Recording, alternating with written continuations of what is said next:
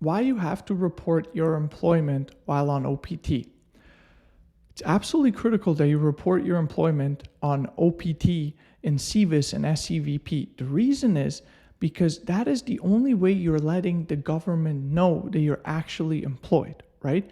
So if you go, you've started a job, you've been employed by an organization, and you're complying with all the rules, if you don't report it in CVIS and SCVP, if it's not in the system, then the government won't know, and they will assume that, you're unemployed. And if you go over 90 days, then technically it will look like, that you violated the rules because you can only be unemployed for 90 days. So I tell everyone, I say this all the time to all of our clients who are F1 students, during all my consultations, is report.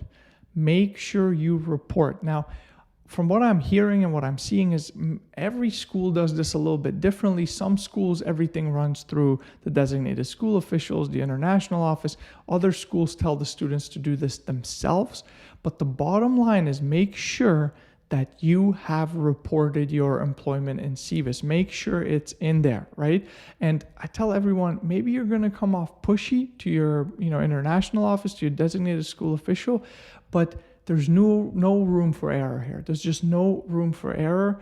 If you accrue those 90 days of unemployment, you could run into serious issues, right? And you are not eligible to stay in the country. So the bottom line is make sure if you've started your job, report, and don't just think, I've started my job and everything's okay and I can figure out all this reporting stuff later. No. The only way the government knows what you're doing is through that system, and it's critical that your employment be in there.